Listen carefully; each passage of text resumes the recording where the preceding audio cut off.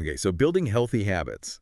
It's like sometimes it feels like, are we supposed to become like totally different people overnight? Yeah. Like, how is that even possible? Right. I mean, you see those articles, those social media posts, they make it seem like you got to be up at 4:30 in the morning running a marathon before you even have breakfast and like Yeah. single-handedly saving the rainforest all before I lunch. know. I'm like, where's the pause button on life so I can like catch up to this mythical human?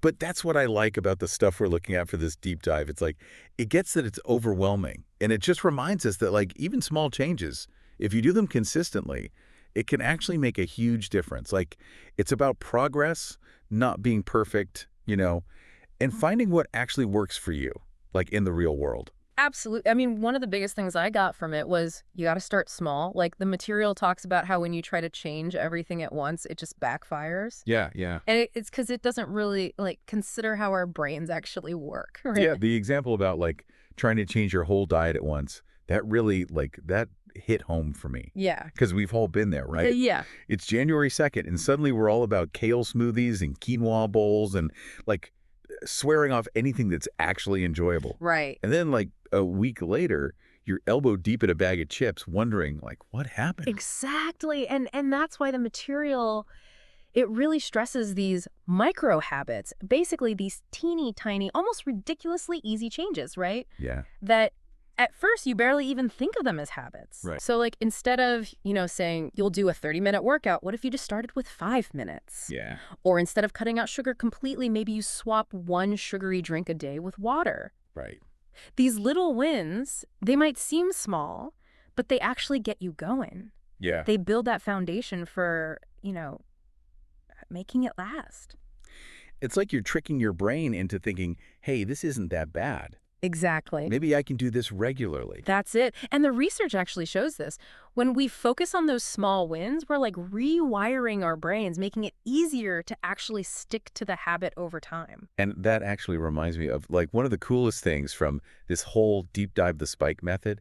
I swear, it totally changed how I think about making new habits stick. Oh, yeah. It's a powerful idea. It is.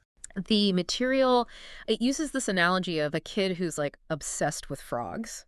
They become the frog expert because they've put all their energy into that one thing. Right, right. And the spike method is kind of like that, but for habits. So instead of trying to be amazing at everything all at once. Which is like impossible. Right, exactly. You find your spike, that one area you're really into that you want to rock at. And it takes the pressure off. Like you don't have to be this like habit superhero overnight. Yeah. Instead of saying, I'm going to become a health nut, maybe it's more like this month, I'm going to totally master meal prepping. Like niching down, it just makes it seem less scary, more doable. Exactly, exactly. And it helps make those first steps feel more like exciting instead of overwhelming. The material, it even suggests like asking yourself, what's one thing in my life right now that I actually want to get better at? I like that. It could be anything, fitness, money, relationships, whatever. Yeah, totally. And that's where the real magic happens, I think. The material, it says it's not just about doing the habit, but like becoming the kind of person who does that habit. Oh, I get it. So it's less, I got to work out more and more. I'm someone who prioritizes moving my body. Yeah, it's like a whole identity shift, right? Exactly. It's subtle, but it makes a huge difference. Because when you see yourself that way, it's not about forcing yourself anymore. It's just like who you are. Totally. Okay, so speaking of setting ourselves up for success, the material also talked about our environment, right? Like we can have the best intentions, but if our surroundings are working against us, forget it. Oh, it's so true. Our environment, it really shapes what we do, sometimes more than we realize. For sure. The example they use is a yoga mat, like buried in the back of a closet. Yeah. Or your skincare stuff shoved in a drawer. Out of sight, out of mind. Exactly. It's like we're setting ourselves up to fail before we even start.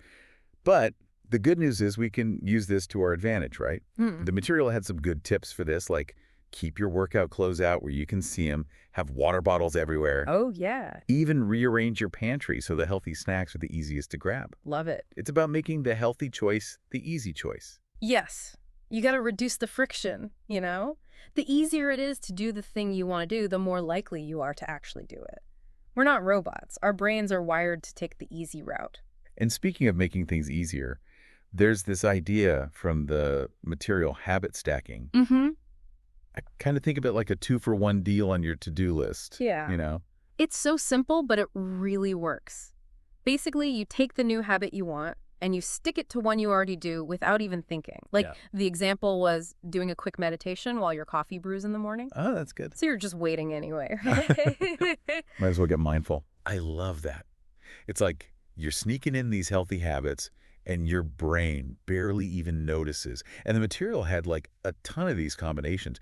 Doing wall sits while you brush your teeth, listening to like positive affirmations while you're in the shower, even making meal prep into a little dance party. Oh, yeah. It's all about finding what works for you and making those new habits feel almost like automatic. And that actually brings us to a really important point. It's got to be sustainable, right? Mm. One of the most freeing things in all this material is it's not about being perfect, it's about making progress. Like that 80-20 rule, that really hit home for me. Right. Like Yeah. life happens, right? You're not going to be perfect all the time. And honestly, the material even says like sometimes you got to have those treats, those little indulgences. It's part of the balance. Totally. If we're too strict on ourselves, the second we slip up, it's like this huge setback. Hmm. But this material, it's all about being kind to yourself, remembering that mess ups happen, they're normal.